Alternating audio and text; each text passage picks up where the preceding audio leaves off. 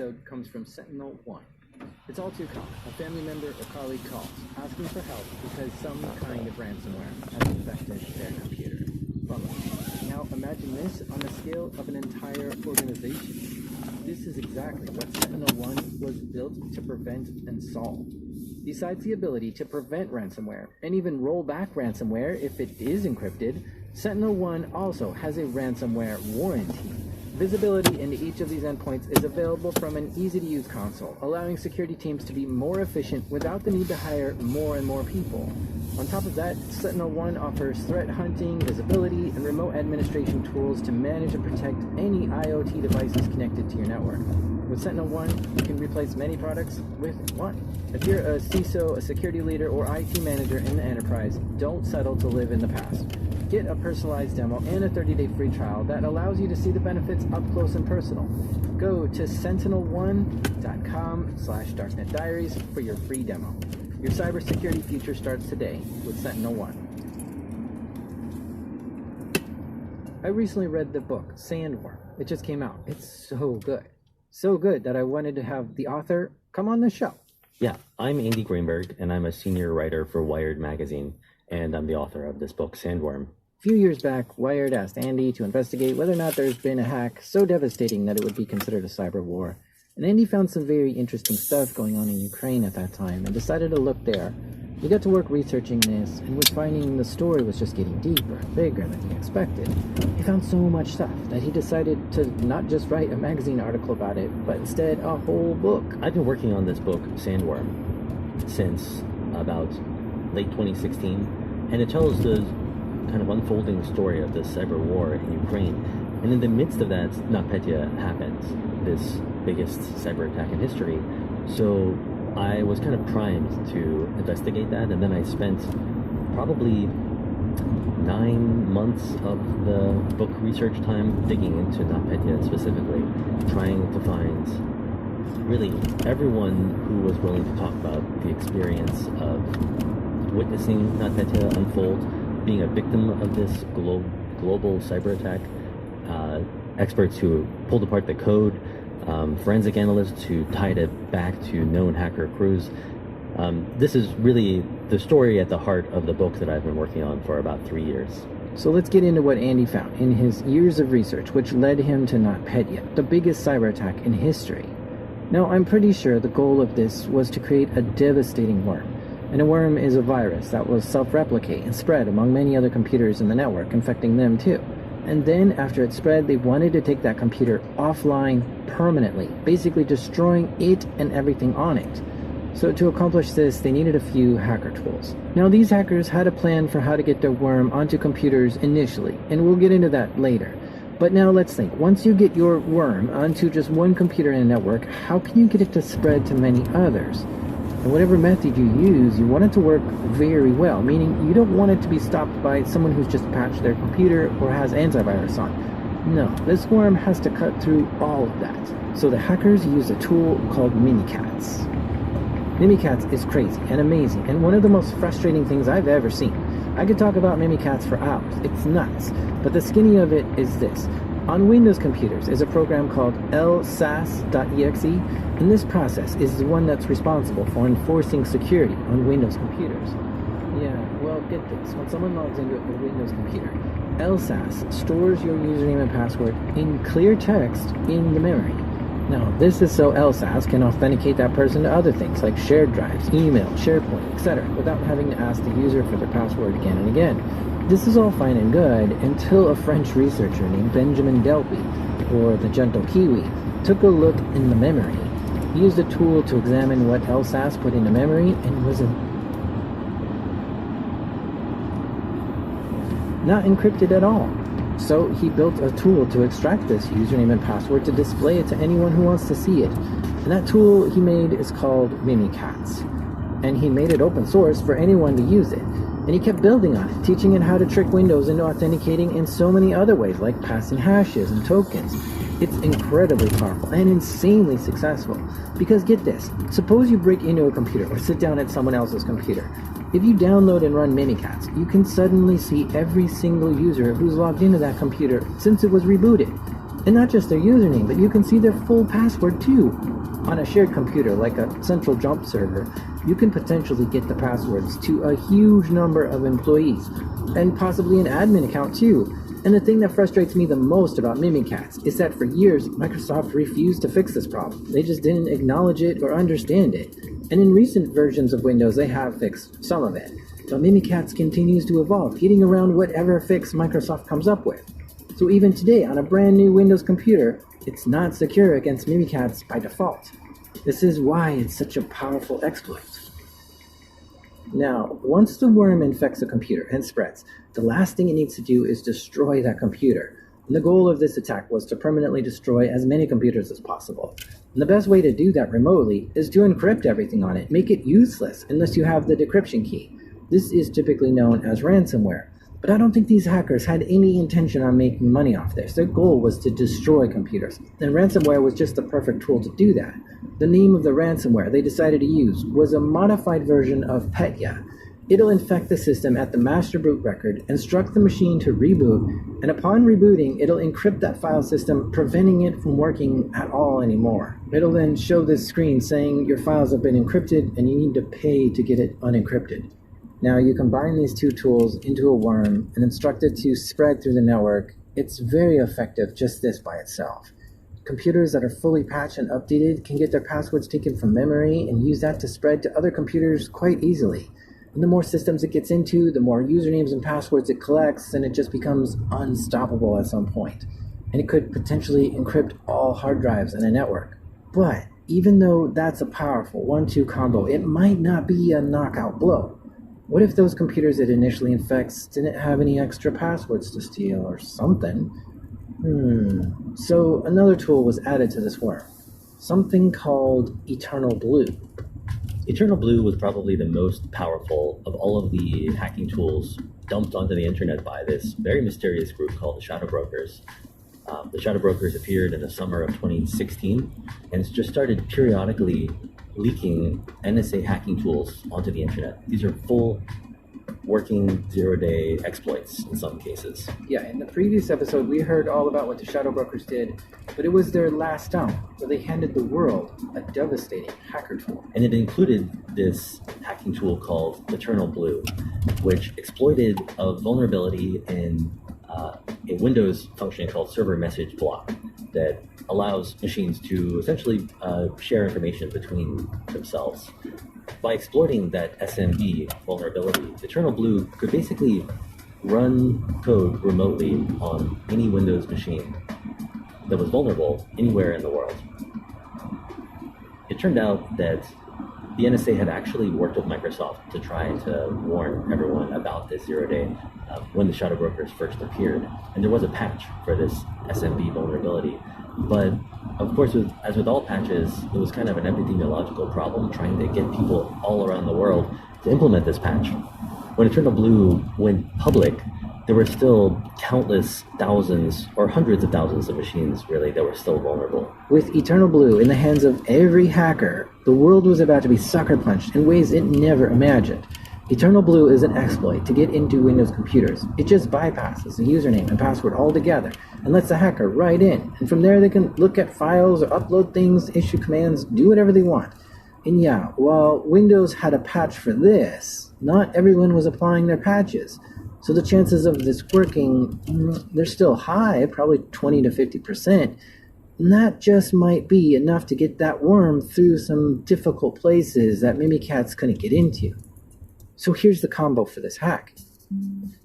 First, if the worm could get onto a system somehow and then run Mimikatz to get all the usernames and passwords that have logged into that computer, then it could take those usernames and passwords and try to log into all its neighbors' computers to see maybe it can get into those too, and collect more usernames and passwords along the way.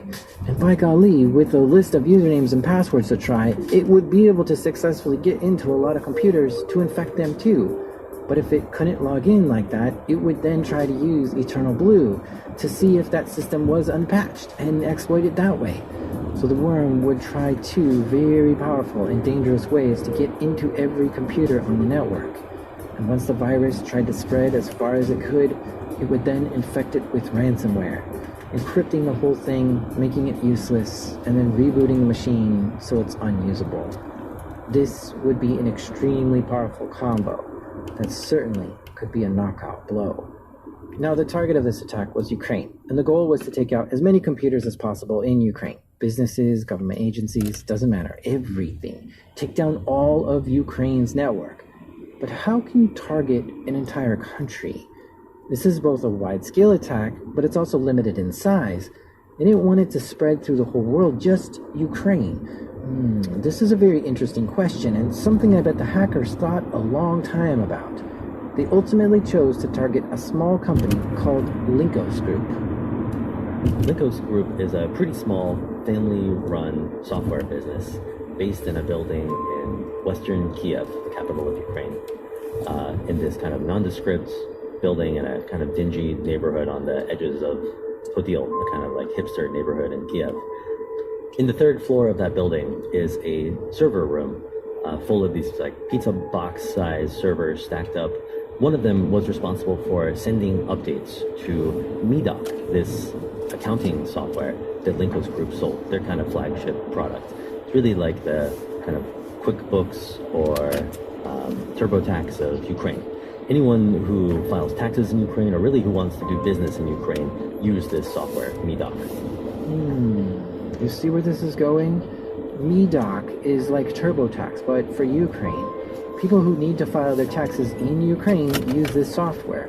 So if the hackers could infect Medoc with this worm, a spreading, replicating virus, then the attack would only hit people who have to do taxes in Ukraine. In June of 2017, a group of hackers took over that update server, and they hijacked Medoc's update mechanism to push out their own malware. So everyone everywhere in the world who had Medoc installed suddenly had NotPetya, this worm, installed as well. We don't know how, but they got into that Medoc update server, maybe a phishing email or something. But it didn't matter. The stage was set, and the biggest cyber attack in history was about to be launched. On Tuesday, June 27, 2017, the virus was placed on the Medoc update server, and an update was sent to thousands of computers in Ukraine. Each and every one of those computers were infected by this virus. The seed was planted and was instantly spreading. As soon as someone got the update, they were infected, and immediately the worm spread to another machine, and another machine, and another, grabbing usernames and trying to log into its neighbor, and then using those passwords it would get along the way to spread to as many computers as it could in the network, as well as using Eternal Blue to get into computers it didn't have the password for. As soon as it was infecting a computer, it was rebooting it and encrypting it, rendering it useless. In a matter of minutes, entire organizations were seeing their networks just go down, like a shadow being cast on all the computers. Now, all this happened on the day before Ukraine's Constitution Day, which is the day Ukraine celebrates their independence from Russia. What was typically supposed to be a slow day leading up to a holiday was a day that some people will never forget. Alexei Yasinski, this forensic analyst and incident responder for a company in Ukraine called Information System Security Partners, described the experience of going to one of their clients early that morning. One of the very first victims of NotPetya, Oshad Bank, this former national bank of Ukraine. And as he went in, he described entering a building where everyone seemed to be in a kind of state of shock because all of their systems had been shut down simultaneously. Around 90% of all of the computers in Oshad Bank had been hit with this mysterious ransomware worm. It looked at first like a normal piece of ransomware which encrypts all of your files. In fact, in this case, encrypts the entire operating system of the computer. And there was a message on the screens of Oshad Bank's PCs demanding $300 in Bitcoin as a ransom before the attackers would unlock the computers. But Alexei Yasinski says that he pretty quickly, as he was doing incident response for Oshad Bank, could tell that this was something unusual, at least in the sense that it was extremely virulent. The worm had essentially rampaged through Oshad Bank's network until it got access to an administrator's credentials. And then it had used those credentials to jump out to every machine that administrator had access to, kind of very quickly just saturating the entire network and shutting it down. That day, the bank could not do business. The people came to work, but their terminals were all encrypted and frozen. Customers and employees were both very upset that systems were down. Every one of these computers that had been hit was completely locked and showing this ransomware screen, demanding $300 in Bitcoin before the hackers would decrypt it and give Oshad Bank's staff back access to that machine. But Alexei Yasinski and ISSP over the next hours would very quickly come to the conclusion that this was not really ransomware. It was a destructive worm posing as ransomware. Even if you paid that $300 in Bitcoin, you were not going to get your files back. That was just a kind of thin ruse hiding an act of cyber war. As incident responders investigated this, they found that the ransomware was similar to the Petya ransomware. It was originally thought to be Petya, but some additional research went into it and found this is a new strain, and it was not Petya. Since there was so many people saying that it was not Petya, that's the name that stuck for this virus. This would become known as the Not Petya attack on Ukraine. And after the break, we'll hear just how destructive Not Petya became. Support for this episode comes from Proton VPN. Okay, look, our ISPs are snooping on us. They're watching what we're doing. And if they aren't, then the next upstream internet provider is. And I'm a privacy nut, so to me, this isn't cool. I want my internet connection to be private and personal. That's why I use a VPN. And the one I highly recommend is Proton VPN, which is made by the same team behind Proton Mail. And get this, they're a company based in Switzerland. And why is that important? It's out of reach of the US authorities, so they can't come in and raid the place to get logs. But get this, even if they did raid it, Proton VPN doesn't store any logs, so there'd be nothing to give to the police. Nice. And to top it all off, their servers are fast and easy to use. If you're a privacy nut like me, get yourself Proton VPN so you can surf the internet with a little bit more peace of mind. To get started, go to protonvpn.com/darknet. And there's a ton of plans to choose from. You can even try it free for a while, but only if you visit protonvpn.com/darknet. NotPetya was not just hitting this one bank. It was initially infecting networks through the MEDOC software update and then spreading into hundreds of networks, hitting thousands of computers through the whole country of Ukraine. At the same time as Oshad Bank was being taken down by NotPetya, it in fact was spreading across the entire country of Ukraine. In just a short time, in a matter of hours, a massive amount of networks and computers were permanently down, infected by NotPetya. One researcher claimed that over 300 companies were brought down in Ukraine over this attack. Pretty much the whole country was infected by this in some way. Either you personally were down, or your supplier was down, or your neighbor was down, or your client was down. It was a catastrophe.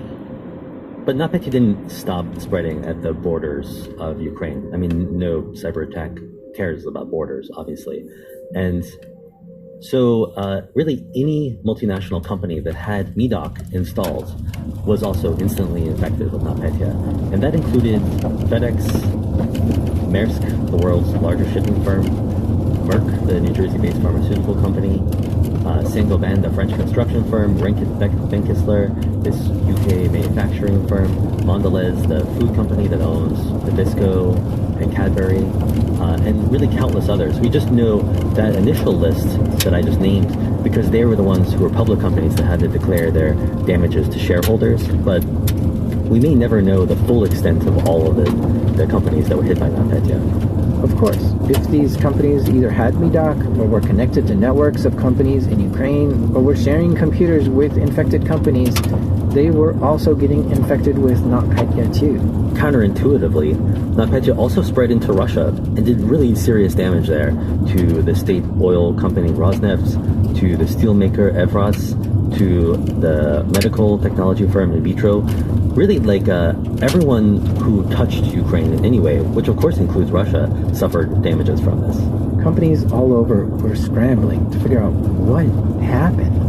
How do we fix this? Is there a way to recover or undo this? How do we get stuff working again? All across Ukraine, essentially, people were figuring out that it was better just to shut down your entire network, turn everything off, than watch it be devoured by NotPetya. So really every government agency, the postal service, all of these companies, they were in many cases shutting down their own networks, but usually it was too late. NotPetya had often infected the majority of their systems before they could even pull the plug. With so many computers down all over the city and country, the feeling must have been surreal. The kind of like personal experience of being in the middle of this, I heard it best from this guy Pavlo Bondarenko, who was an IT administrator at the Ukrainian Health Ministry, and he had very early in the day figured out that they needed to pull the ministry's network offline, and that probably spared the health ministry from some terrible damage. But nonetheless, he spent the whole day fighting off NotPetya, and then at the end of the day, he left the office to go home, tried to get on the subway, found that NotPetya had actually destroyed the contactless payment system that he usually used to swipe in to get onto the Kiev metro. So he had to go out to find an ATM where you could get cash to buy a token. All of the ATMs that he tried were also paralyzed by NotPetya, one after another, until he found one ATM that was still working but had a very small cash limit and this long line of people trying to get cash. He waited in line, got the cash, bought the token, got on the subway, went to his neighborhood, got out and tried to go grocery shopping, found that the payment system at the grocery store was down. He had to get more cash because he had run out. So he had to find another ATM among all of the paralyzed ATMs where he could take cash out again. And Pablo described that experience as not just being kind of annoying, but being disorienting. Like he had found himself in a world where everything was suddenly broken. He described it as a kind of like a natural disaster, except that it was entirely man-made, and that things had gone very quickly from just seeing what was new on Facebook to asking questions like, did he have enough money to buy food for the next week? People were asking, did they have the medicines that they needed? Would they be able to get to work and back? It was a kind of fundamental cyber attack against the basic infrastructure of people's lives that we had really never seen before. This really scares me. This is a major disaster, unlike anything any country has ever seen. For so much of the country's infrastructure to be down like this, it's chaos. I am not prepared for something like this to happen where I live. To suddenly and without notice to not be able to get gas, food, or money, to have hospitals turning away people because their network is down.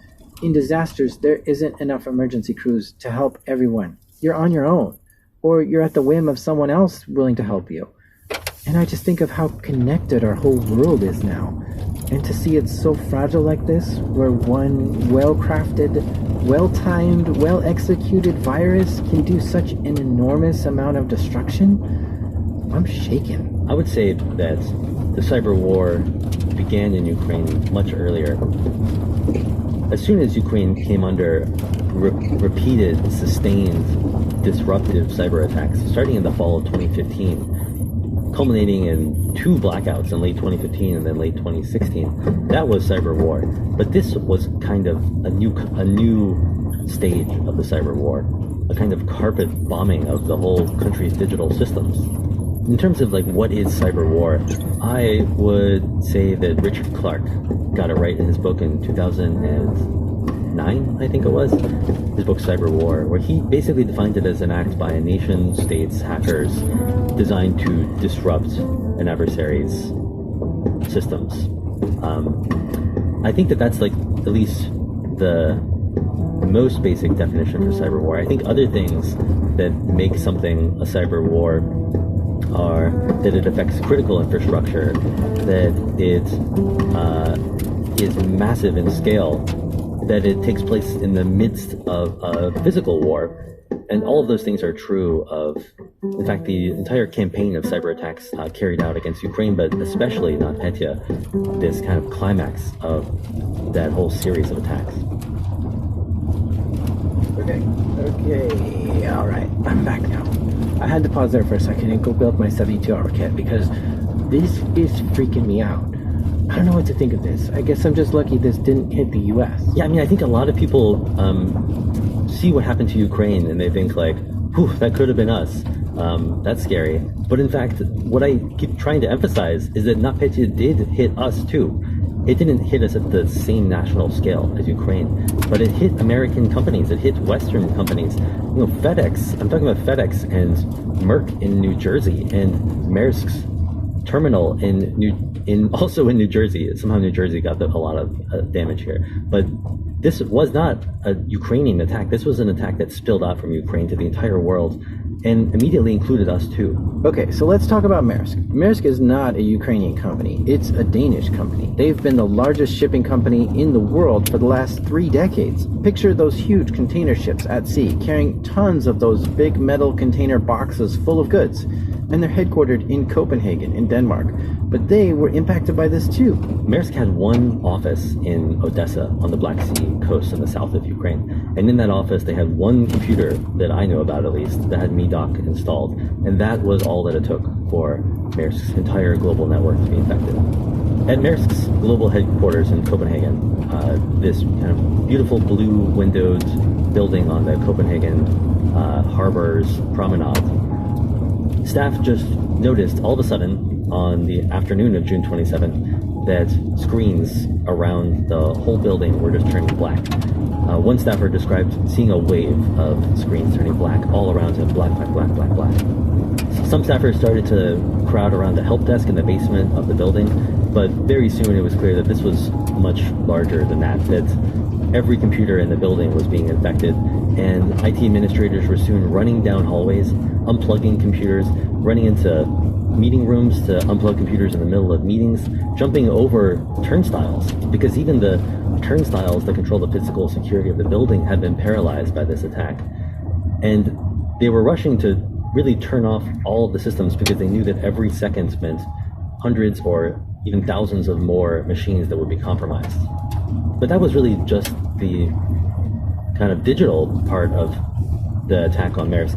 Maersk runs this massive global shipping machine with, you know, these container ships the size of the Empire State Building, with another Empire State Building's worth of cargo on top of them. And all around the world, those ships were starting to arrive at Maersk-owned terminals everywhere in the world. And their systems had been shut down so that nobody even knew what was on these gargantuan ships.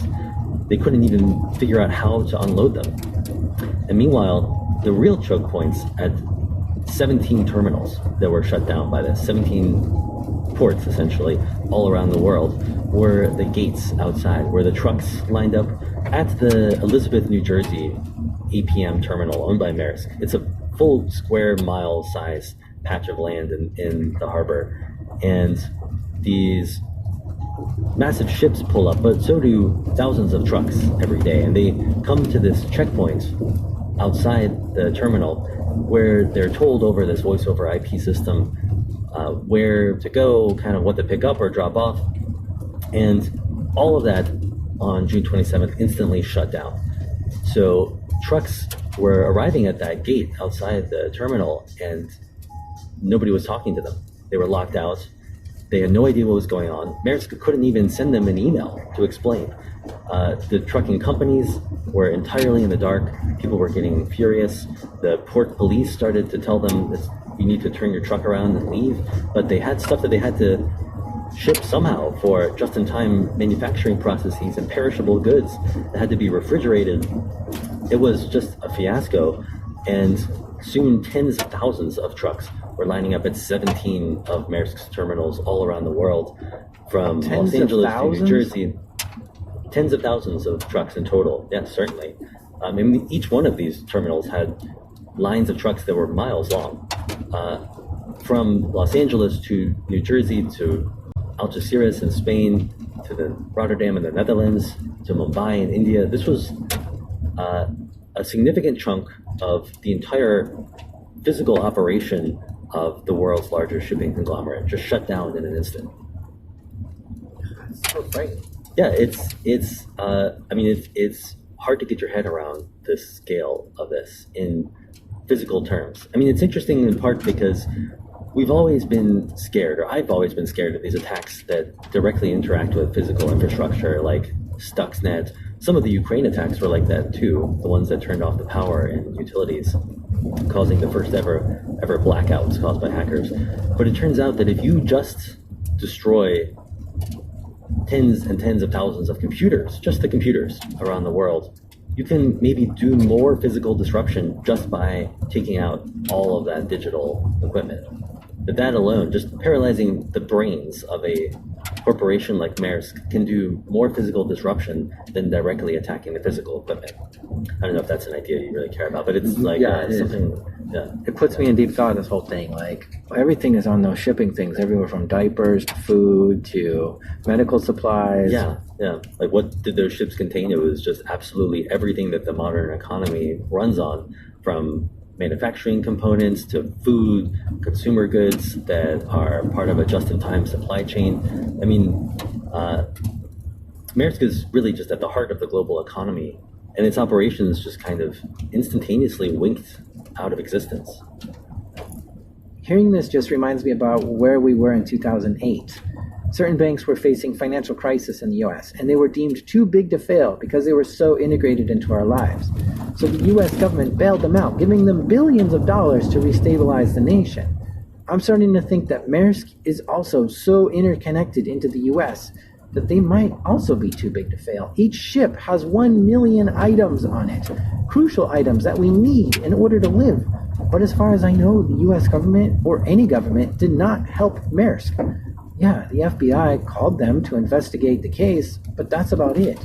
Maersk could not solve this problem by themselves, and the citizens of the US would suffer until Maersk could get back on their feet. Because not just the US, the whole world relies on deliveries from Maersk. They have shipping yards all over the planet. Not Petya had a clear global impact. Maersk absolutely needed help. Something like 49,000 of their computers were down worldwide, which was 100% of the Windows computers they had in their network. 100% of them. The only computers that weren't encrypted were either Linux or Unix systems, or the ones that were down before this attack, or were offline for this attack. And because their network would periodically sync to backups, all their backups and disaster recovery centers were wiped too. Their emails were down, phones were down. You couldn't even see your contact list in your mobile phone because that relied on Exchange being up. Maersk was in trouble. It wasn't clear to them at first who was threatening them, or what, or why. There was so much chaos everywhere, you just didn't know who all the victims were yet. But they called up Microsoft right away and spoke to someone very high up there to discuss options. Microsoft got busy trying to find solutions to this, and they heard lots of complaints from other people too. A few days later, they had some news.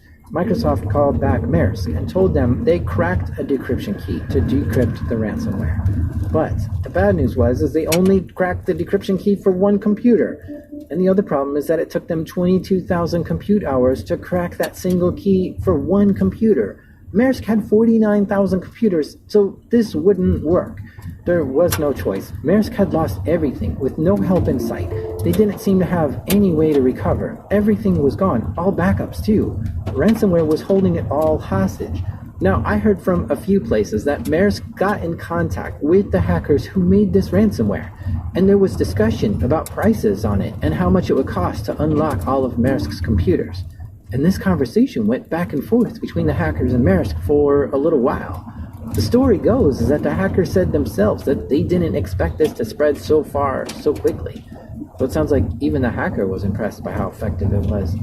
But ultimately, Maersk decided not to pay, for a number of reasons. For one, it paints a target on Maersk's back as someone who pays ransoms. But also, security researchers were suggesting that this isn't a ransomware, it's a wiper, and that even if you had the decryption keys, you're not going to get your data back. So there was doubt that this could even be recovered this way. But more importantly, Maersk knew they needed to rebuild their network anyway. Even with decryption keys, they still needed to go through every computer, unlock it, reconfigure it, secure it, check it for any tampering or misconfigurations, and get it back to working again. So they opted just to ignore the ransom and start from scratch. But still, this meant a lot of work to do. Where do you even start to recover a network this big? Well, stay with us, because after the break, we'll hear how they got their cargo moving again. Maersk was screwed without a functioning network, so the only option they had was to rebuild everything from scratch. their entire network infrastructure.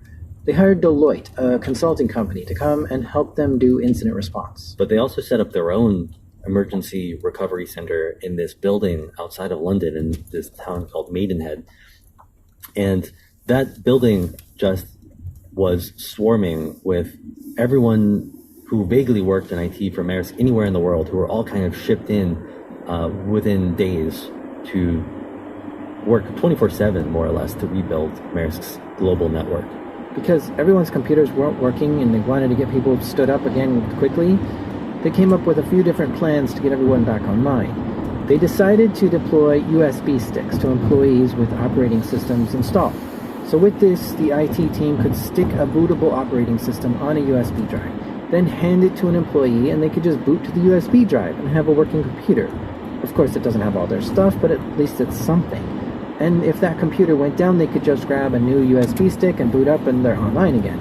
It's a quick band-aid to get some systems back up, and it's a good idea. So Maersk tried to buy 3,000 USB drives, but this was a problem because even big box stores like Staples or Best Buy, they only have like a couple dozen in stock, and they needed thousands. So they quickly wiped the USB supply of anyone who was willing to sell it to them, and then they began buying directly from the manufacturer to get them in bulk. And how long is that going to take, right? Days, weeks? This was slowly getting individual users back online, but they still needed to rebuild the entire IT infrastructure, all the servers and stuff. As Maersk started that recovery process, really throwing everything they had into that Maidenhead building where people were trying to rebuild their network from scratch, the very first hurdle that they encountered was that they didn't have a backup copy of their domain controllers, which are a kind of core backbone of their network. Maersk has more than 100 domain controllers, and each of them is designed to kind of back up to each other. So if one goes down, it's no big deal because it's backed up to all the other ones. It's this kind of massive redundancy system. But what they hadn't planned for is a situation where every single domain controller is wiped at the same time. And that is exactly what NotPetya did. All of their domain controllers were ruined, wiped, destroyed. It was catastrophic. This is the heart of the network, the thing that knows everyone's profile and logins and passwords and permissions and so much more. And it was totally gone. Now, typically, you're going to have backups for this, and they did have backups and redundancy, but this worm infected their backups and redundant domain controllers too, so they were gone. And maybe in a company this big, you might want to do some sort of weekly snapshot and then take that snapshot to some offsite location. So in case something like this does happen, you can at least go back a week and get something from there. But it didn't seem like they had any of this, and they were stuck with pretty much no network. So these kind of frantic IT administrators are calling around to every Maersk facility everywhere in the world looking for any backup of the domain controllers. And they finally found it in one place. It was in a data center in Ghana that had experienced electrical blackouts, just a normal kind of loss of electricity. But the result was that one domain controller had its data preserved. It hadn't been infected by NotPetya because it wasn't online. One domain controller in Ghana is still working. This could be the domain controller that could help stand up all of Maersk's network. It became a critical mission to get this domain controller to the disaster recovery center. So they had to get that data from Ghana to Maidenhead. They first tried to set up a kind of secure remote connection, but the bandwidth of the Ghanaian data center wasn't fast enough. So they tried to fly someone from Ghana to London, but the Ghanaians didn't have the right visas. So they had to do this kind of crazy relay race thing where people flew from London to Nigeria. The Ghanaians flew to Nigeria too, and they handed off the data on some sort of physical medium and then carried it back to London, drove to Maidenhead, and that was the beginning of this weeks and ultimately months-long process of rebuilding Maersk's network. With this one domain controller, they were able to start restoring the network. Maersk needed even more help though. They didn't have a functioning network, so they asked partners and clients if they could use their network. But of course, nobody wanted Maersk on their network since Maersk had a horrible virus. So Maersk tried hiring more IT people, but they couldn't find anyone qualified or available. So they called up whatever companies that were partners and clients and friends of theirs. and asked could they just hire their IT staff. These companies are like, no, but they did loan out a few of the IT staff to Maersk. 40 engineers, analysts, and IT experts were loaned to Maersk and flown in to help recover the network. And after about 9 days of working on it 24/7, they were able to have a functioning network again. This ultimately cost Maersk $350 million. Well, that's just the story of how Maersk handled this problem. There were over 300 other organizations that were also hit. It would hit pretty much every Ukrainian government agency. The Minister of Infrastructure, Volodymyr Omelyan, told me that the government was dead. And it spread to the Postal Service. The entire Postal Service of Ukraine shut down, which includes all of their payment systems for sending money, their functions for handing out pensions to people in the country, newspaper delivery. But there's also 74,000 employees at the post office. How are those checks going to be issued when all the computers are down? Ukraine's Ministry of Health thought they were going to be infected, so they just unplugged their entire network, forcing themselves to go down, which is unthinkable. To unplug yourself on purpose? 22 banks were shut down by NotPetya, 6 power companies, 2 airports, 4 hospitals in Kiev alone, the card payment systems in the metro in Kiev and other cities, all of the ATMs across the country. This was the kind of I don't know what you would call it, a kind of full spectrum cyber war that had really never been seen anywhere else before, and it hit Ukraine at a national scale. This was a national disaster, an epidemic that caused panic and chaos everywhere. And yeah, this is an intentional, man-made disaster, an attack that someone wanted to inflict on the country of Ukraine. So yeah, I think this is a cyber war, which is the first time I've ever admitted to saying that myself. About a week after NotPetya hit, vans full of these kind of militarized Ukrainian police pulled up to the Linkos Group headquarters and poured out and into the building, up the stairs, as if they were kind of like raiding the Bin Laden compound, pointing semi-automatic rifles at staff, kicking down a door, and it was all to grab this one server on the 3rd floor of the building that had been, in some ways, the genesis of the NotPetya attack. But, of course, what's very ironic about that is that it was not the genesis of the attack, it was just an instrument of it. The real source of that attack was somewhere far away across the internet. Ultimately, almost certainly in Moscow, hundreds of miles from Kiev.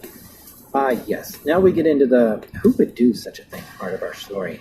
Andy here thinks it's Moscow, but that's no easy conclusion to get to. Just because Russia and Ukraine are enemies isn't enough. You need more evidence than just that. I mean, it might have just been a criminal group of hackers.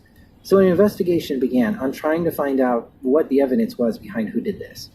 Of course, that Linkos Group server and their network was analyzed to see what the intrusion there looked like. Were there any clues left behind with that? How did they get in? The virus was also analyzed to see if any notes were left on there, maybe some comments or variable names or documentation might give us a clue. The virus was analyzed over and over. You can also look at compile times.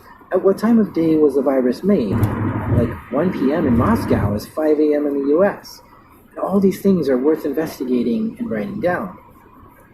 Within days of NotPetya hitting, the Slovakian cybersecurity firm ESET had started to pull together forensic evidence that tied NotPetya to the earlier waves of attacks against Ukraine, that included the data-destructive attacks against Ukrainian companies and government agencies, and the blackout attacks that had hit in late 2015 and late 2016. Those attacks, in turn, had been tied to this group Sandworm. Security company ESET got a hold of a copy of NotPetya and studied it extensively. And they published a report showing all of the evidence that ties this to Sandworm. Sandworm, this little company Eyesight Partners had found in 2014, had a Russian language how-to manual for using their Trojan on an open directory of their command and control server. So if you follow that forensic line all the way back to 2014, it's pretty clear, first of all, that who else is going to be attacking Ukraine for years on end, other than the country that has also launched a physical invasion into the east of the country and seized Crimea. So that's just common sense. But also, we know that this group was Russian-speaking because of that file found on the Open Directory. So within days of NotPetya, it was pretty clear to me that this was part of the larger Russian cyber war against Ukraine, that this was not a criminal act, that it was in fact the climax of a nation-state-sponsored escalating series of cyber attacks against a military target. For almost 9 months, I was kind of going crazy, trying to understand why none of these victims were naming Russia. No government had actually named Russia. NATO had not said anything. It was weird enough that we had watched this Russian cyber war unfold in Ukraine for years, but now it had even hit these multinational companies, many of which were based in the West. And still, nobody was calling out Russia for this worst ever in history cyber attack. Until finally, 9 months after NotPetya hit, the White House put out a statement, very, very short statement, that just said, yes, NotPetya was the worst cyber attack in history, and it was deployed by the Russian military against Ukraine, and that there will be consequences. That statement was in turn backed up with similar statements from all the 4 other Five Eyes English-speaking nations, intelligence agencies.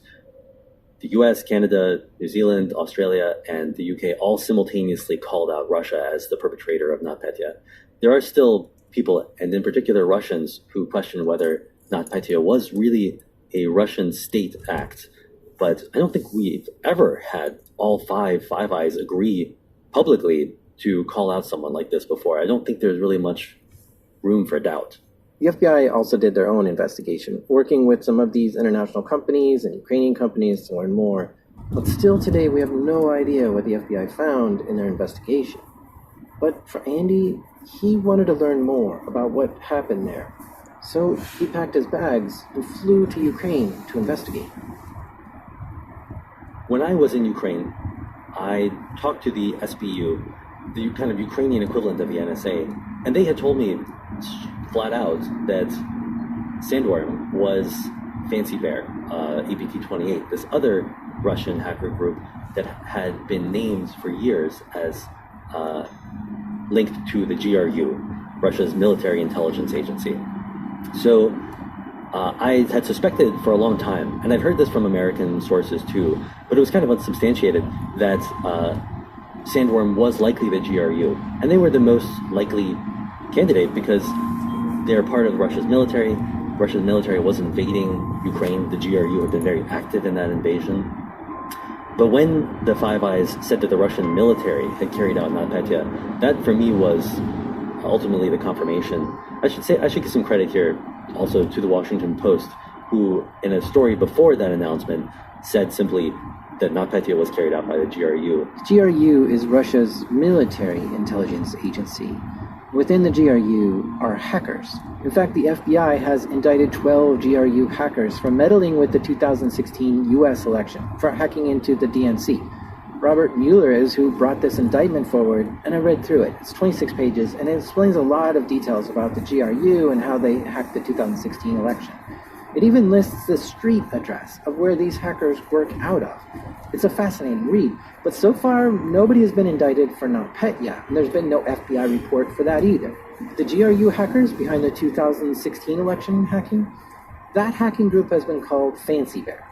But this group that did NotPetya, something was a little different here.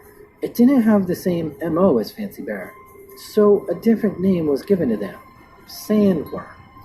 It might be the same group as Fancy Bear, we don't know. My guess is that it's another hacker team just down the hall from Fancy Bear or on another floor working in the same building as Fancy Bear. But what we believe is that both Sandworm and Fancy Bear are hacking groups, both working for Russia's GRU in Moscow.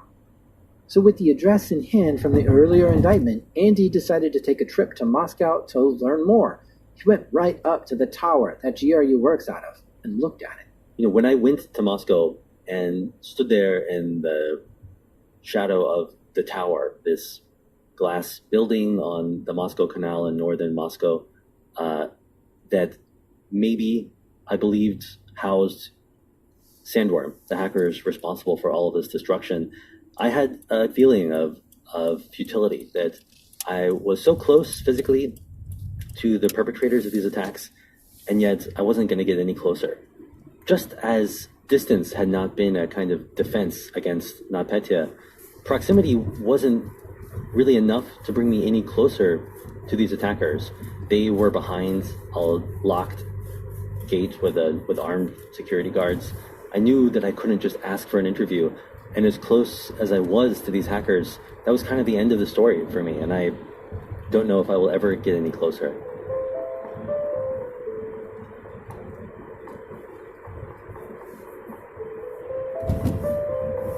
The estimated damages from this attack totaled $10 billion. This is why this is the largest cyber attack in history. No attack has come close to this amount of damage ever. $10 billion.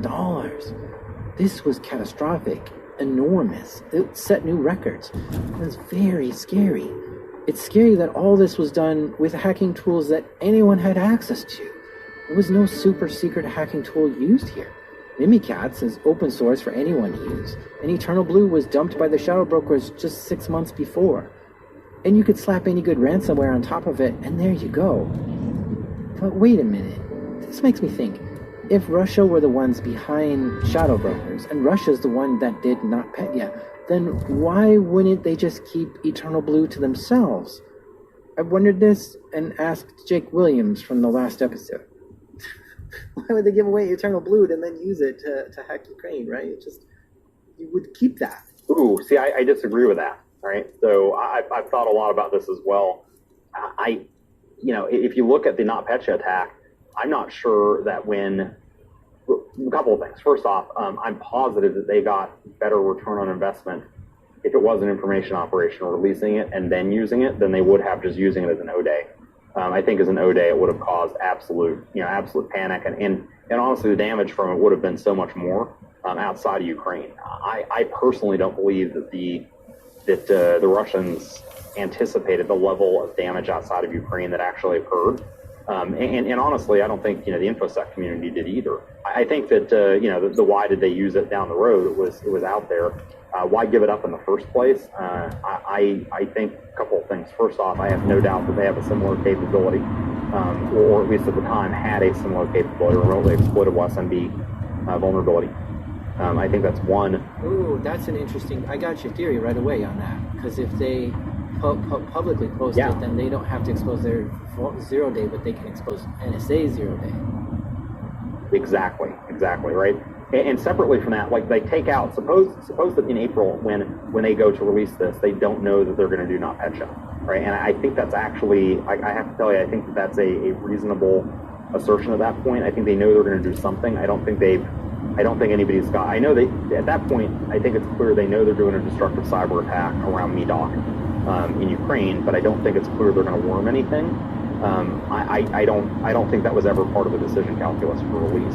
But taking NotPetya completely out of it for a minute, if you are a nation-state operation, right? So roll back to kind of the blog post, that I was pushing, where I was like, hey, it is likely, basically whoever this is operating in the interest of Russia, where they are effectively shutting down, or I say shutting down, they're effectively taking control of the InfoSec/technology news cycle. With these releases, right? And besides that, it throws NSA into chaos, right? As soon as Shadow Brokers dumps their stuff, there has to be a mad scramble at NSA to try to look around what got dumped and who did it and why and what. And at the same time, it makes NSA look bad, which gives the GRU some top cover to move into position and stage a massive attack while the world was dealing with Eternal Blue.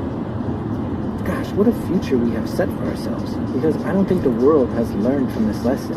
There are still hundreds of thousands of Windows computers still vulnerable to Eternal Blue out there right now, and you can just update this any moment and protect yourself. But Microsoft still hasn't patched Mimikatz. I mean, they have, okay? They've fixed it, but more people just find more flaws in the authentication of Windows, and Mimikatz works again. And from what I've been told, this will never be fixed. Not that Microsoft isn't working hard on it, they are. And they release fixes all the time. Like they've created this tool called the Microsoft Windows Credential Guard, which protects against this. But if that's the case, then why isn't that enabled by default? Or why can't the defaults just be secure and then a system admin is the one who has to click the button to make it insecure? insecure by default is never a solution. And the reason why Mimikatz isn't just fixed once and for all is because there's something inherently flawed with the way Windows authentication works just as a whole. It's like every door or window in your house. These are the weak points by design because they're literally holes in your house that things can go in and out of. And Mimikatz just makes me really mad because it's still a problem, and it was used in this attack that brought down Ukraine and cost the world $10 billion. I mean, is there a scenario that's so devastating to the world that somebody finally does something about Windows authentication to make it secure? I don't know. And this is what really makes me mad. Fear is the wind killer. Let this pass over. Okay, so while this is the story of Not Petya, it's just a small part of the story. Andy Greenberg, our guest in this episode, just published this book called Sandworm, which goes into great detail about it. I mean, the guy flew to Ukraine and Moscow to get to the bottom of all this. And this is not the only cyber attack Russia has done to Ukraine. The book outlines so many more attacks that are equally as serious and scary you should be aware of. In fact, I want to say that this episode only covered like a fifth of the book. So go get Sandworm in any bookstore right now, or get the audiobook. Dive in and enjoy, because it's fantastic.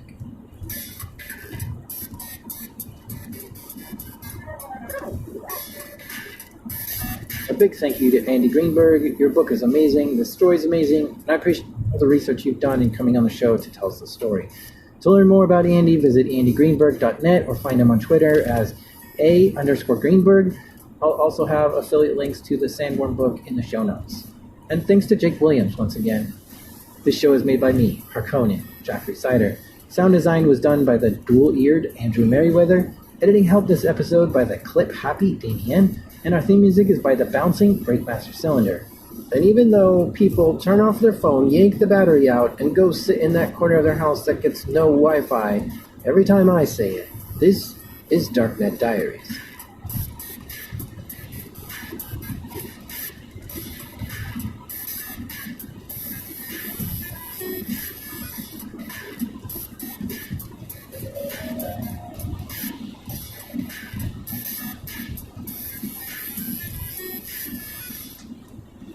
Hey, it's Jack, host of the show. When I was a kid, I got an ant farm for my birthday. It's like 2 panes of glass with some sand in between, and you can watch the ants dig tunnels and go about their day. It was really cool. But when you get the ant farm, it doesn't contain any ants. You have to order the ants, and they're mailed to you. And the first thing I thought about when I was a kid and I heard about this was, wait a minute, I can mail ants to anyone I want? And I think that is basically the hacker mindset, to completely ignore something's intended use and find new ways to employ it. Today we're going to talk with a hacker who sees the world this way, and we'll hear all the joy and trouble it's brought him over the years. These are true stories from the dark side of the internet. I'm Jack Sider. This is Darknet Diaries.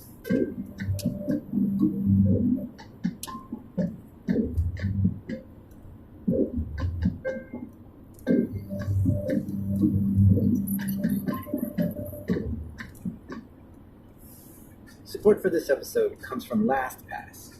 LastPass is an award-winning security tool that helps millions of people manage their passwords and authentication.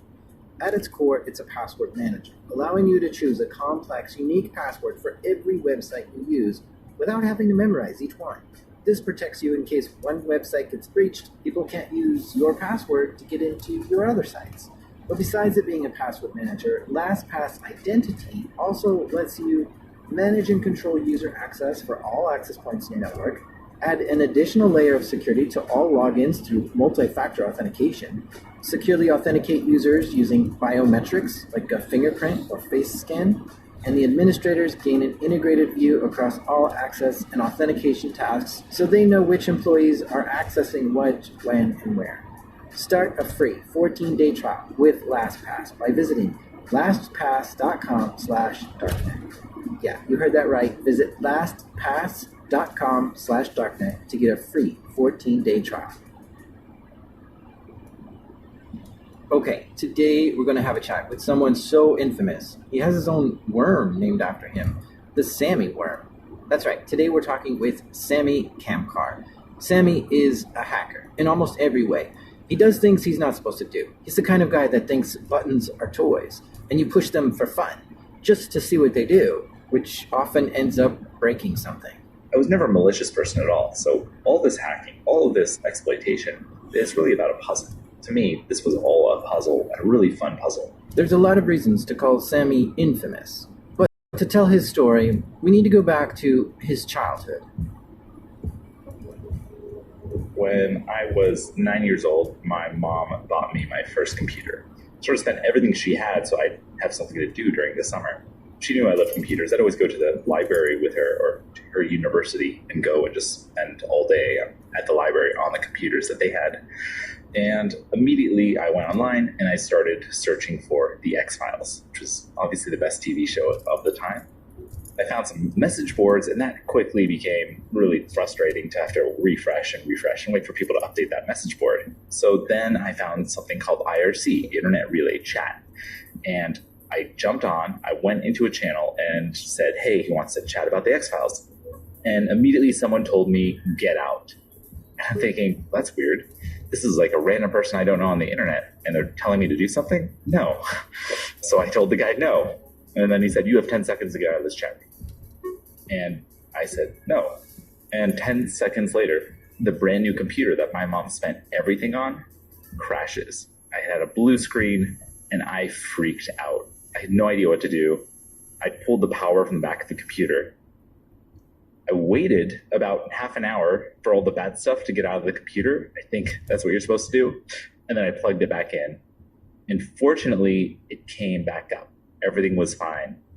But really, with the adrenaline still rushing through my veins, I was thinking, that is the coolest thing ever. How do I do that? From that point forward, Sammy was addicted to computers. This was so fascinating to him. He wanted to understand how this had been possible. So he began studying computers and practicing programming. Since he now had a computer at home, he got into video games too. Counter-Strike was his favorite game. You know, the first-person shooter? He played it a lot. He was addicted to it. It was fun. I mean, it was a ton of fun. I had a clan and was playing with a bunch of friends in high school. And I remember just one day I was playing and I heard some footsteps. My computer has two speakers, one on the left side, one on the right side. So some stereo sound. And I hear some footsteps coming from the right speaker. And then I hear them panning to the left speaker. So that immediately tells me, oh, there's someone behind me, because I can't see them in my visual field of view, but in the game. So immediately I'm like, wait, that means someone is behind me in the game. This is a live person, someone else on the internet playing Counter-Strike with me. But I can't see them in my radar, which means they're on the opposing team. So I wondered right then, couldn't I really use that information, that sound information, on the computer itself? I'm sure that person killed me pretty quickly, but afterwards I exited Counter-Strike and I started looking into how can I pull that information? What's telling the computer to play footsteps on the right speaker rather than the left speaker? Because that means there's positional information there, that someone is on the right side versus the left side. And sure enough, I started learning about packet sniffing and then memory injection and intercepting function calls within the DLLs of Counter-Strike itself, and intercepting basically everything between the binary, the Counter-Strike executable, and the DLLs that it used, so that I could intercept things like footsteps. And once I hooked that function, I was then able to get exact coordinates of everyone, because everyone's footsteps is actually being sent to you, at least within some range. You will then get that, and that's just telling your computer where to play the sound, but that location is exactly where that person's located. At that point, I started using OpenGL at the time, and just drawing where the user is on the map in a little heads-up display and a little radar. And then I started jumping into writing Counter-Strike cheat software. That was a lot of fun. What were some of the cheats you could do? Just writing aimbots, so being automatically aiming at people, being able to make any smoke bomb or smoke grenade or flashbang, just make those transparent to me. So I could go into a room that I knew was full of opposing team members and throw in a flashbang. and they're all going to see white for 3 seconds, and I'm going to run in there and see absolutely nothing because I've hooked that function and said do nothing. Just return out. Do a return before you actually do any of the visualization to sort of wipe my screen. Little things like that. It became really fun. I couldn't actually modify my health. That was controlled by the server, so I couldn't actually make myself invincible. Adding zoom to every weapon, so weapons that didn't normally have zoom or might have like a scope on them, so you lose a lot of the screen because it's now blacked out. I would just remove those. There's no reason that the screen needs to be blacked out. I would remove that. There's no reason that zoom should be better in one weapon and not the other, so I had zoom to all weapons. And this is all totally unfair. And pretty quickly, it actually became not fun at all. Like, all of the fun of the game went away entirely because all of a sudden, it was practically God mode. Sammy released the Counter-Strike cheats as open source software. He was beginning to get bored playing the game, and then Punkbuster came out. And Punkbuster is a program that's designed to scan the memory to see if anyone is cheating in the game. And Punkbuster stopped Sammy from using his cheats. But now the new game was for Sammy to try to circumvent whatever Punkbuster was using to detect him. All of a sudden, this game was fun again. Because I was no longer playing the game. I was now playing against these engineers on Punkbuster. They were doing their own memory inspection. They were looking for my process. They were doing all sorts of things to stop my cheats and other people's cheats as well. And that became fun. At that point, I was probably 15 years old. I was so attached to this that I stopped going to high school and I started updating my cheats because this was just so fun and it would be cat and mouse. So I would release a new version that defeated their software, and 2 days later they would release a new version, and then I would have to figure out what did they do, how did they figure it out. And that was like training. It was sort of very rapid training in how does, at the very least, software and networking work. And I think I probably learned a ton just during that short stint when I was writing this cheat software. At 16, you dropped out of high school. Yeah. What did you do after that? I wasn't good at school. I didn't care about most classes, so I did not do well. I was not a good learner. No one ever taught me how to learn something. I think that was something that I learned later in life. I just wish there were tools that were taught at school for me. I think I would have been a much better student. However, if I'm enjoying something, then I will absolutely learn it, right? I'll spend all my time on it. I'm still not necessarily a fast learner. Like I've always known that people can pick up stuff much faster than me. But if there's something I enjoy, then I'm just going to spend all my time on it, and very persistent. Sammy was living at home with his mom in Los Angeles at the time. She had recently lost her job. And now that she was home more often, she noticed Sammy wasn't going to school and told him if he's not going to go to school, he needs to get a job to help pay the rent. So Sammy started applying for any job he thought he could get. I got an email out of the blue from a company in San Diego and said, hey, we saw your cheat software, your Counter-Strike stuff, and will you be willing to contract and just write code for us remotely? And I was blown away. I was like, wait, someone will pay me to write code? Like, I thought this was just useful for basically writing cheat software. Like, I had no idea that you could use it for other things. I mean, it was obvious that you could sort of program things, but I just know someone would pay me money to do that.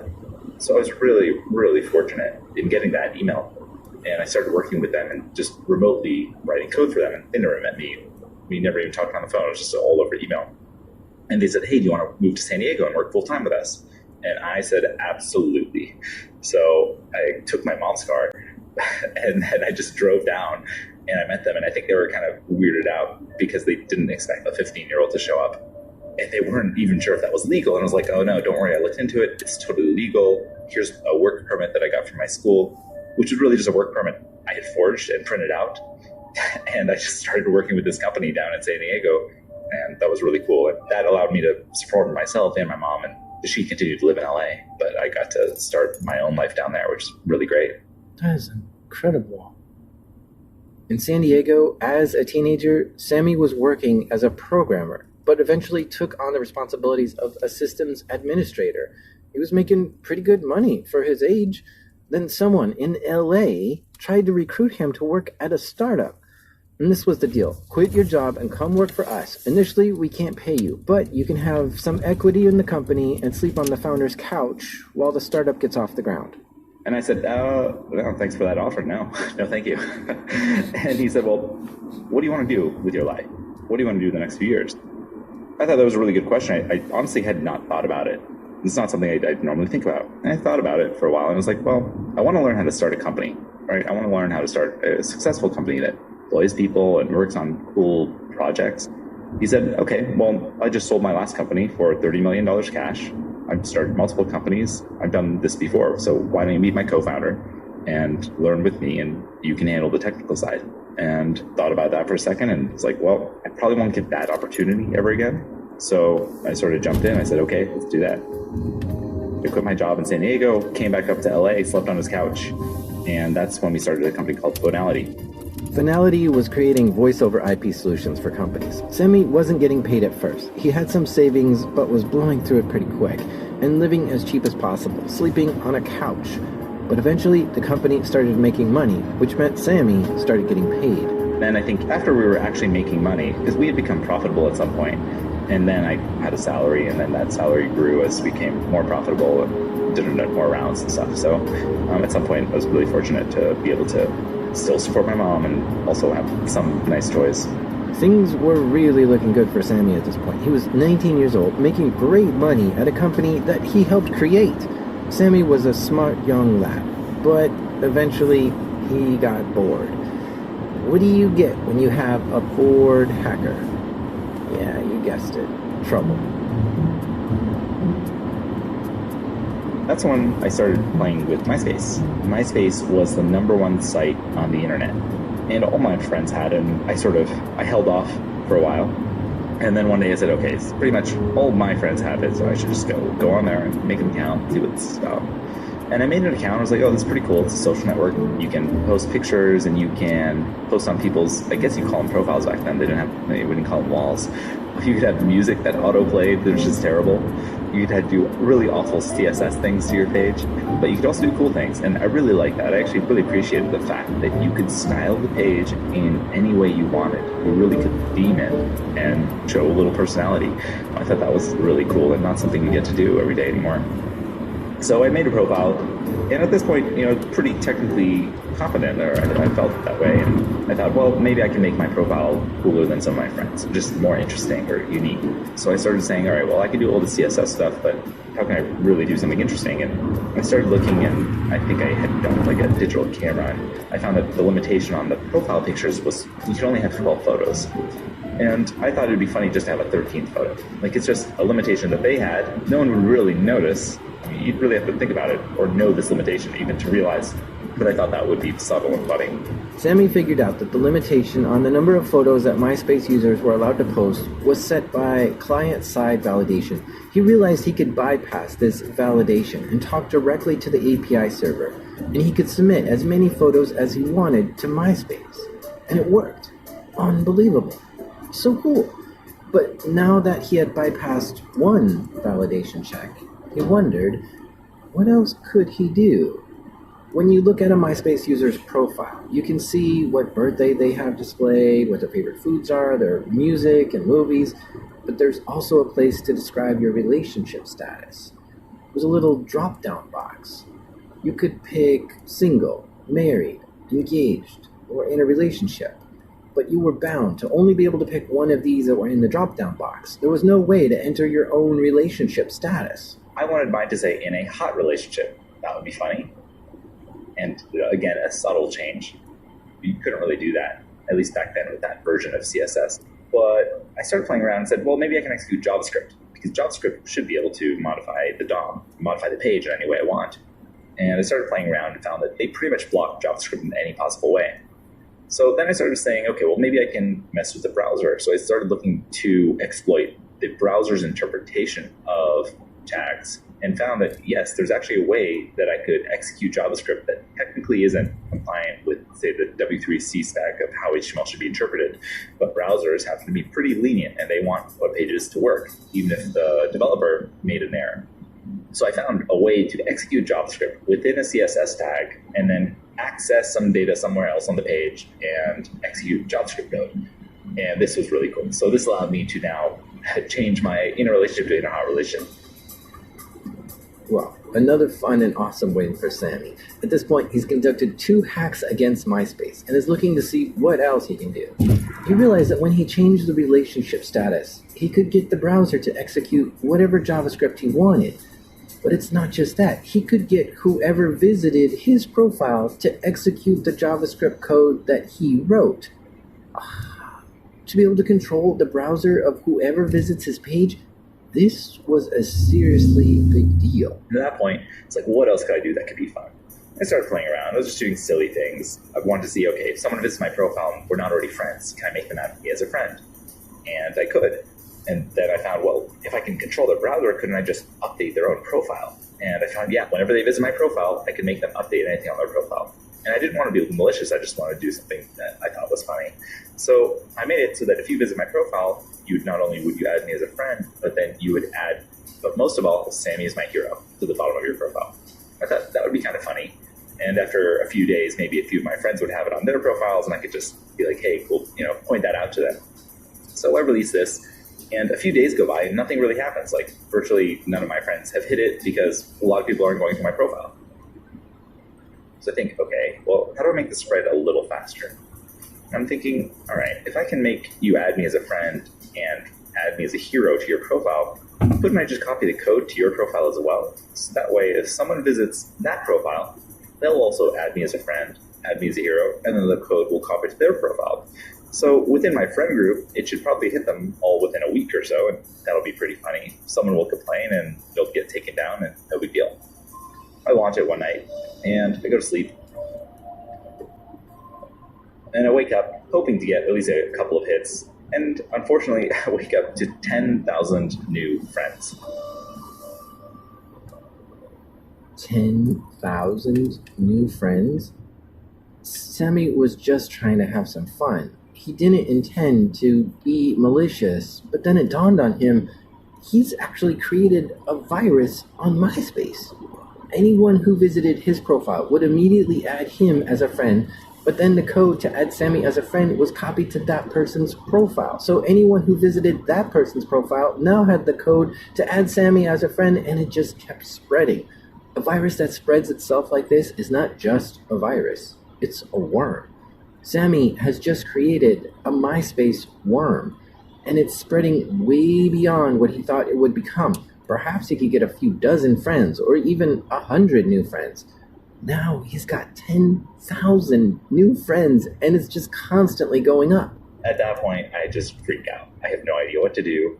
I'm sitting in my apartment, and I'm kind of baffled. So I realized, oops, I just wrote a virus, and what should I do? And the problem with the virus is you can't just remove it. Like, I could remove it from my own profile, but that doesn't mean it's going to stop spreading because it's already spread to thousands of profiles. Were you getting flooded with messages as well? Like, you're just really popular at the same time as having friends? People were messaging me. They're like, hey, why are you on my profile? Hey, every time I try to delete you, you come back. That's because every time they would delete me from their profile, it would return them to their own profile, which re-executed the code, which re-added me as a friend. So they couldn't actually delete the virus either themselves. So they really needed MySpace to do that. So at that point, I'm like, okay, it's time for damage control as much as I can do. So I email MySpace anonymously. Hi, I'm a random user of MySpace. I have no idea what's going on. There's some weird stuff on my profile. It looks like a bunch of obfuscated code, and I'm not really sure what it does. But I think it does detailed explanation of exactly what was going on. And I think you can fix it by, here's a detailed explanation of exactly how to fix this problem. I just prayed that they got it. Well, I just continued my day. I mean, at that point, I really couldn't think. So I drove to the office. And the whole time he's at work, he's looking at his MySpace profile and just watching the number of friends he has rising higher and higher and higher. Went 50,000, 100,000. I could not think about anything. I was just refreshing. Went home, 500,000, 600,000. 600,000 new MySpace friends? Oh, this is going way out of control. This has to be stopped. Sammy tried to stop the worm by removing the code on his profile. I removed the code from my own profile, but that doesn't do anything, right? It only removes it so that anyone who visits my profile doesn't get it. But I mean, it's already spreading from anyone else, right? Once someone else has it, it would just continue to spread. So there's no other way to really control it. Really, MySpace would have to remove it themselves. Sammy goes off to work, does his shift, comes back home. 600,000, 700,000. It hits 1 million. I just take a screenshot because now I'm just like, that's a lot of people. I had no idea that many people were even on MySpace. I just had no idea how big it was. I was hoping it would hit 100 max over the course of a week or a month or something. Once it hit 10,000, I knew I had done something wrong. I was like, oh, I did not think this through. I was just freaked out the entire time. I was super, super concerned. Because, I mean, if it hit 10,000, overnight, then at that point it was obvious, oh yeah, it's just going to grow ridiculously out of proportion. And now I'm refreshing purely because I'm curious how fast it's spreading. So I'm refresh. And at this point, it's spreading at about 3,000 people per second. And as I'm sort of doing this little test of how fast it's moving, I refresh once again, and finally, my profile has been taken down. So I'm pretty happy about this. So then I was wondering, okay, the virus was probably up for about 20 hours. And I'm thinking, all right, well, does it still say Sammy's my hero on other people's profiles? Like, how did they take this down? So I go to someone else's profile, and then I see that profile is also down. I'm like, oh no. So I go to myspace.com, just to the website, and it says the whole site is down. The whole team is here working on it. I felt absolutely awful. I know what it's like to have servers that are down, and I would never want to do that to somebody. And I'm thinking, okay, the number one site on the internet is down. And I also recall that MySpace had just been purchased by Fox for $500 million. And I didn't really want Fox to come after me. So I was like, oh no, what do I do? So I thought about it. And MySpace is in LA, so maybe I should just drive over there with some coffee and donuts and be like, hey guys, I'm Sammy, I'm so sorry. Can I help do anything? Can I write some SQL queries? What can I do? But I thought that would be a bad idea in case they were just really upset, which I would totally understand. I was worried I'd go to jail. I had no idea what the ramifications of something like this was. I really had no idea. Did you tell anyone then? What did your friends think of this at this point? Because, I mean, the people you work with and stuff, did they know that day? Like, hey, no, it's going crazy. Your friends, did they know? And you're like, hey, and call one of them and say, I think I just took MySpace down. I messaged like one or two friends about it. I actually remember explicitly one friend I messaged just before doing it. And he's like, hey, don't do that. He was much smarter than I was. And I think during the thing, I don't think I talked to anyone about it. Maybe my girlfriend, Brett, told her. And she thought the whole thing was funny. And really, back then, it was just a social network. It was a small social network, right? Really nothing compared to the networks we have today, like Facebook and Twitter. And granted, it was the largest at the time, but it was 2005. Like, smartphones had not come out. It was a much smaller group of people, and the internet just didn't seem as serious. At this point, MySpace is down, like the whole website. Sammy is worried and scared. The team at MySpace is probably totally freaking out. This was the largest social networking site in the world at the time, and it's down because Sammy decided to have a laugh? This is not good. Sammy's anxiety is growing every minute that the site is down. He can't focus on real life right now. Forget about work, forget about going out with friends. What the heck happened to MySpace? Was it his worm that took down MySpace? How much trouble would he be in if it was? Hours went by, and the site was still down. And he was getting more and more anxious as he kept refreshing the page, waiting for it to come back up. And then, hours after the site went down, MySpace came back online. Actually, I feel very good that the site is up a few hours later. And at this point, I don't really know what to do. I sit around and just start working on other things. And I'm kind of just waiting for the police to come knock on my door. And a day goes by, and a week goes by, and I start getting emails from random people on the internet, blog writers and magazines that are like, hey, we heard about this worm you wrote. I'm like, I don't know what you're talking about. And they said, is your name Sammy? I was like, yeah, my name's Sammy, but, I'm not sure what you're talking about. And then they send me a picture, and they're like, is this you? That's my profile picture. So of course it's me. And I'm like, okay, fine. That was me. And they start asking me, what was this about? Like, what was your intention? This is just some prank gone terribly wrong. They ask, has MySpace contacted you? I say, no. Have the police contacted you? I say, no. And a week goes by, 2 weeks, 3 months. Finally, after 3 months, I'm like, okay, I'm super fortunate. No one from MySpace or the police or anything ever contacted me, so I'm really, really lucky. I did something pretty dumb, and I'm never doing that again, and sort of got away scot-free. What a lesson learned, huh? To accidentally take down the largest social network in the world and not hear from MySpace or the police? Lucky guy. Because you know what? Sammy's fingerprints are all over this worm. I mean, the worm follows Sammy. And then the worm actually says, above all, Sammy is my hero. So it would be really easy for MySpace to track this back to Sammy. But nothing. So Sammy just goes back to his regular life, back to his job at Finality, which is starting to pay him even more now. In fact, he was making enough to buy his dream car. I got a Porsche Boxster. At the age of 19. Anyway, he got a brand new car, and one day he's leaving his apartment, and he goes down the elevator to the parking garage. I'm walking down to it with his brand new car, and I see two guys like basically standing next to it, sitting on it. And I'm like, oh no, I'm getting carjacked.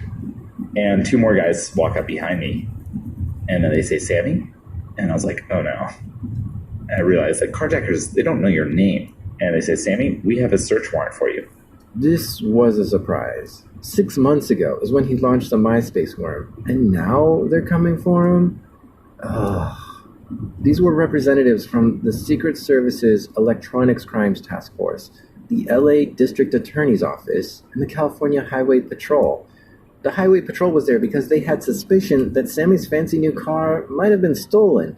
The agents took Sammy into custody and head back up to his apartment. We all walk up, and as we go into my place, there's a dozen agents already there going through everything. And what they're doing is they're taking everything. So anything that has data, CD, DVD, my laptop, my computer, my Xbox, and even my iPod was probably the worst. They took my iPod. All my music was gone. I love music, so that was actually somewhat challenging because all my MP3s and any legitimate or illegitimate music I had was gone.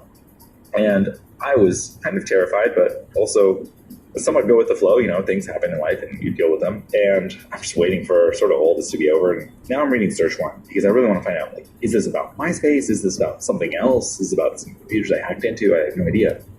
And I'm reading through, and then finally I see the words MySpace.com. Okay, good. So it's about that. At least that one was a prank. Then I'm reading, and then I see another address that they're allowed to search, and it's my office. And so I asked them, are you guys going to search my office? And they're like, oh, we're already there. One of the agents asked me, what's that on your counter? So in my living room, there was a table, and it had some equipment on it, some like smart card reader writer stuff, and some smart cards and stuff. And it's like, what are you doing with that?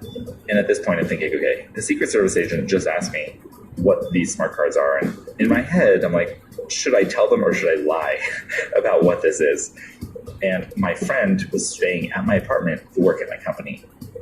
And I was showing him that I had hacked the laundry machines in our apartment building so that I could get free laundry. And I was basically cloning smart cards or like replaying the information from a smart card to make it appear that it had more money than it did. And I decided I should not lie to these people. So I just told them that. And fortunately, they all just laughed. And nothing else came of that. Afterwards, they collected everything, and then they walked out. And I'm like, hey, guys, like, are you taking me with you? And they said, no, you're not under arrest, at least for now. And I said, oh, okay. And they walked away. And all of a sudden, I just had no computers. I went to the office. Unfortunately, somehow the CEO was able to convince them that I was like an intern and that I had no access to anything, because when they came in, they said, hey, what does Sammy Kapgar have access to? The CEO was like, well, everything.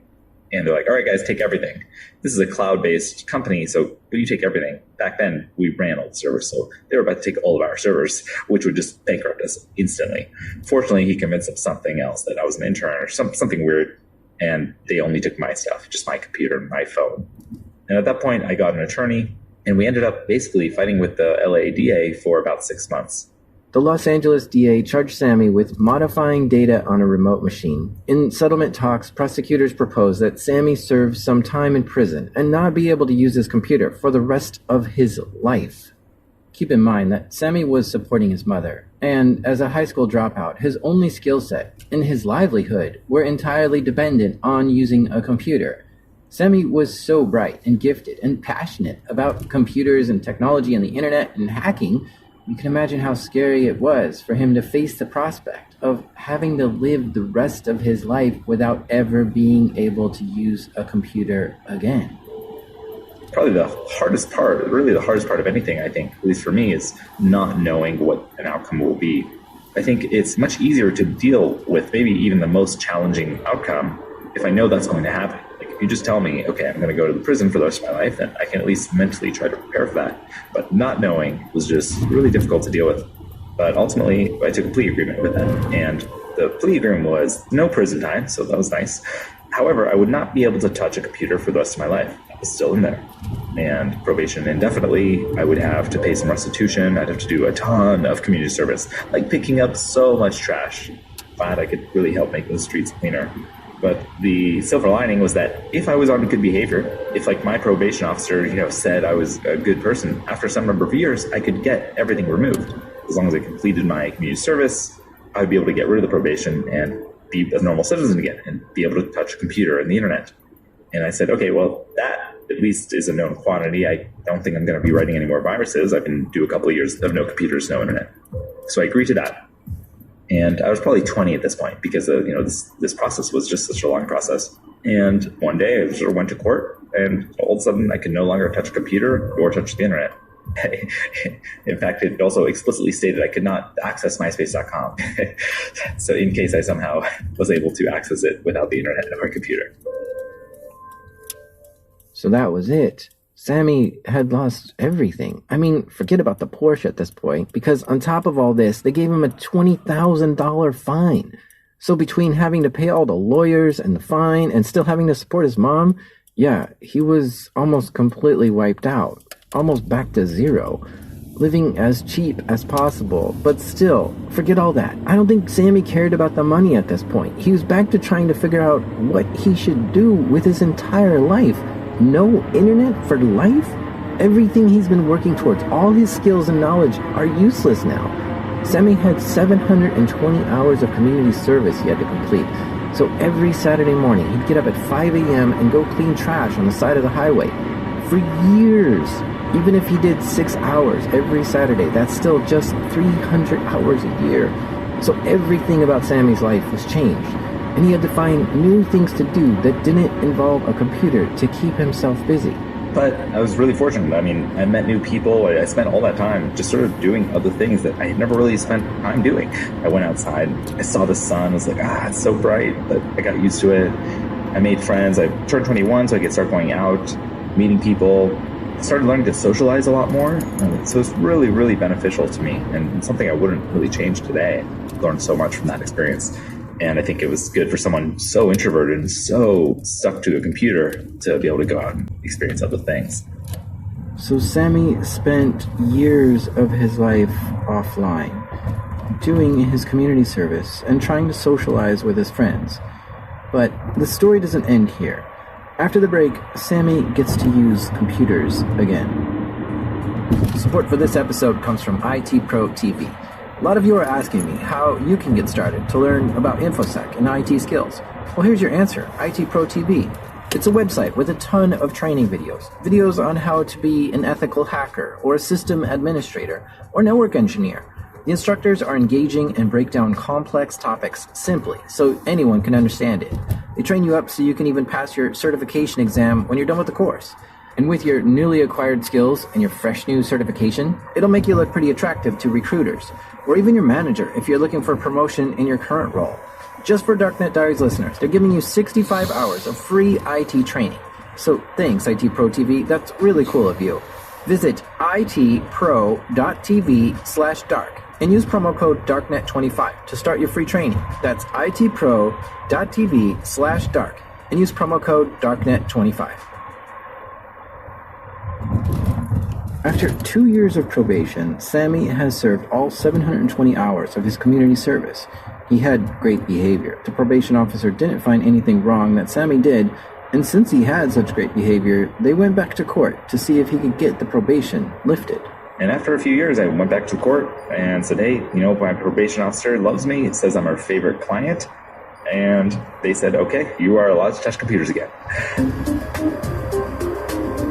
That was a very interesting experience. I felt really weird touching a computer afterwards.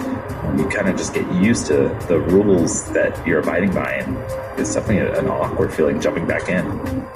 What happened on that day that you got it back? I definitely remember that day because I drove to the LA courthouse, and after I left the courthouse, I drove to the Apple Store and found whatever the latest, top of the line. I don't even think it was a MacBook. It might have been a PowerBook at that time. I bought the top of the line PowerBook, and I went to a coffee shop. I pulled it open, I connected to the Wi-Fi, and I visited a couple of websites. I think I visited Slashdot just to see what's going on. And I just felt really weird, and I just shut the laptop and I went to go hang out with friends. This started the next chapter in Sammy's life. Now that he was free to use the computer again, he eventually got back into it. Way into it.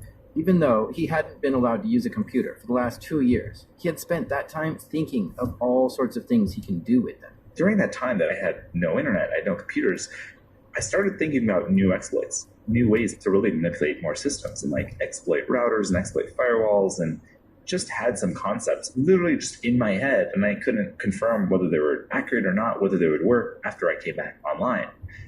And I started thinking, well, this stuff is fun. Like maybe I can do this stuff, but not impact websites, not impact people negatively. So how can I investigate the technology around us, look for the vulnerabilities around us, and then share that information publicly in an entirely legal way so that people actually understand the problems and can use solutions? So, just 6 months after Sammy had completed his probation for hacking MySpace, it was 2018, Sammy was around 21 years old, and he starts looking into hacking credit cards, specifically the NFC and RFID chips on them. Yeah, some other researchers and myself, we were looking at these NFC credit cards, which are becoming a lot more ubiquitous today, but back then it was kind of funny. They actually came out with these credit cards with NFC. And pretty quickly, they were encrypted. Some were encrypted. However, you could actually just buy a chip with the decryption key. So you would just buy a chip from a company, and you could then decrypt anyone's credit card, access their credit card info, and then literally steal stuff with it. And that was not my intention. But I want to show that this stuff is not secure. So I just created a proof of concept that opened up this to some additional credit cards. And there were some other tools that did similar things for other types of credit cards. I know mine was like a Visa Chase card that no one had done this for yet. How close to someone do you have to be to get their credit card details? Like, does it work from far away?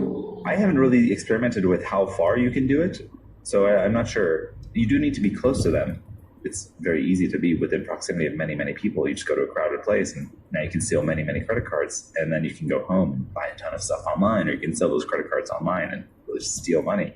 Even just bumping up against someone in the line, if they have an NFC or RFID vulnerable credit card in their pocket, that would be good enough to steal their credit card, right? That's correct. That's such a trip. You know, what's funny is after releasing that and demonstrating that, NFC then disappeared from our credit cards, and it only recently reemerged in the past few years, and now with much stronger